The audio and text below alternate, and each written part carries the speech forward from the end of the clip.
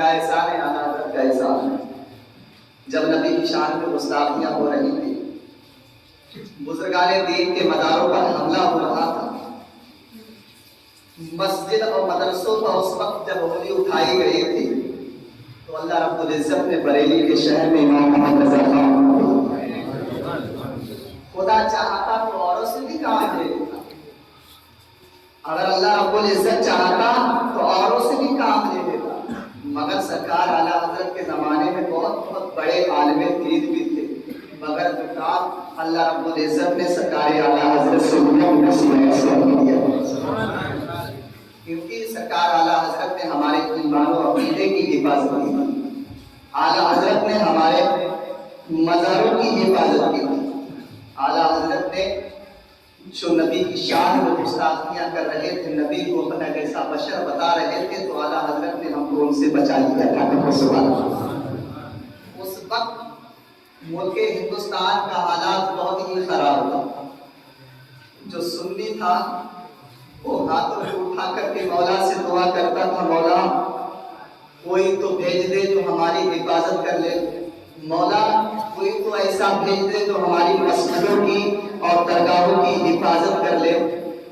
چاروں طرف مسلمان اپنے ہاتھوں کو اٹھا کر کے دعا کر رہا تھا، مولا نبی کی شان میں گستاخیاں ہو رہی ہیں، مولا ہمارے درگاہ شریف پر انگلیاں اٹھائی جا رہی ہیں، مولا ہم مزاروں پر جا کر کے پھولوں کو چڑھاتے ہیں، یہ لوگ فتویٰ دے دیتے ہیں، مولا مزاروں پر جا کر کے اپنی منت یعنی جو دل کی تمنا ہوتی ہے، خواہش ہوتی ہے، وہ اگر ہماری پوری ہو جاتی ہے تو خوشی میں ہم چادر چڑھاتے ہیں، یہ لوگ اس کو شرک بتاتے ہیں، بدعت بتاتے ہیں۔ چاروں طرف ملک ہندوستان کے مسلمان اپنے ہاتھوں کو اٹھا کر کے مولا سے دعا کر رہے تھے، تو اللہ رب العزت نے ان کی دعاؤں کو قبول کیا تھا اور بریلی کے شہر میں امام محمد رضا خان کو بھیج دیا۔ بات نہیں بتا رہا، اپنی طرف سے نہیں بتا رہا، بلکہ کتابوں کو پڑھ کے دیکھو، اگر تمہارے ایمان کی حفاظت کسی نے کی ہے تو بریلی کے امام نے کی ہے۔ آج تم یہاں سنی بیٹھے ہو تو یہ سرکار اعلیٰ حضرت کا احسان ہے، تم سنی بیٹھے۔ اگر امام احمد رضا خان بریلی کے اندر نہ آتے تو آج ہم کو بھی نہ معلوم، ہم سنی ہوتے یا وہابی ہوتے۔ یار بھائی نماز نے کلمہ پڑھا دیا، وہ تو وصال فرما گئے، مدار پاک نے کلمہ پڑھا دیا، مسلمان کر دیا، وصال فرما گئے۔ سرکار صابر پاک وارث دیوا یعنی مخدوم اشرف سنانی، انہوں نے ہم کو کلمہ تو پڑھا دیا، ہم مسلمان ہو گئے۔ آخر میں جب حفاظت کی بات آئی، ہمارے ایمان کی حفاظت کی بات آئی، تو اس وقت ہمارے لیے کوئی رہنما بن کے کھڑا نہ ہوا۔ اگر کوئی کھڑا ہوا تو بریلی کا آقا سرکار امام احمد رضا خان کھڑا ہوا۔ سوچنے کی بات ہے، سمجھنے کی بات ہے۔ آج ہم جو بٹے ہوئے ہیں نا، تو وہ کسی اور کی کمی نہیں ہے، بلکہ ہماری کمی ہے، ہماری کمی ہے۔ ہم بزرگوں کی شان میں انگلی تو اٹھا دیتے ہیں، بزرگوں کے شان میں انگلی تو اٹھا دیتے ہیں، کبھی اپنی طرف جھانک کر نہیں دیکھتے، یار ہم نے فجر کی نماز نہیں پڑھی، یار ہم نے ظہر کی نماز نہیں پڑھی، یار پورا ہفتہ گزر چکا مسجد میں جا کر نہیں دیکھا۔ مگر اگر انگلی اٹھانے کی بات آ جائے تو کہہ دیں گے وہ حالات ایسے، یہ تو کہیں گے، یا کہہ دیں گے وہ گندری شریف کی سرزمین پر سرکار مقصود الاولیاء ہے، وہ ایسے۔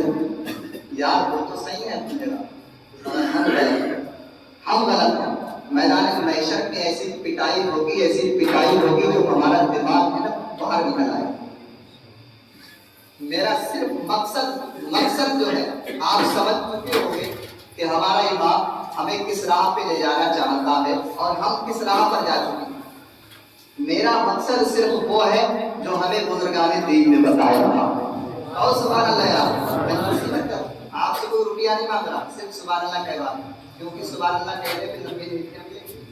جب 90 نیکیاں ملیں گی تو انشاءاللہ میدان محشر میں وہ کام میں آئیں گی، قبر کے اندر بھی کام آئیں گی۔ تو انشاءاللہ اب آخرہ شیخ پہنچاتا ہوں، دوبارہ شیخ پہنچاتا ہوں، اس کے بعد تھوڑی سی گفتگو ٹائم پہ ہو جائے گا۔ نبی کے نام پر کہہ دو سبحان اللہ۔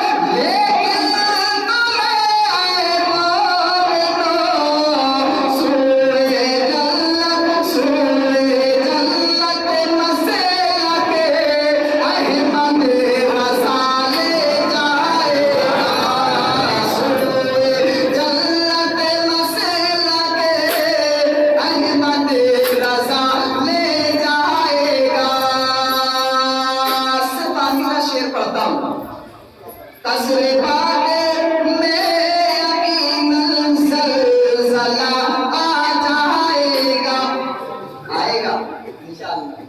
جہاں پر بزرگان دین کا ذکر ہوتا ہے نا تو 24 نمبر کو تکلیف ہوتی ہے.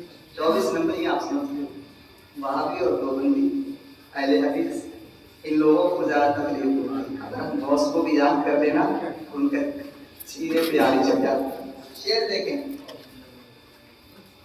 قصر باغ میں یقیناً زلزلہ آ جائے گا. قصر باغ میں یقیناً زلزلہ آ جائے گا. بس میں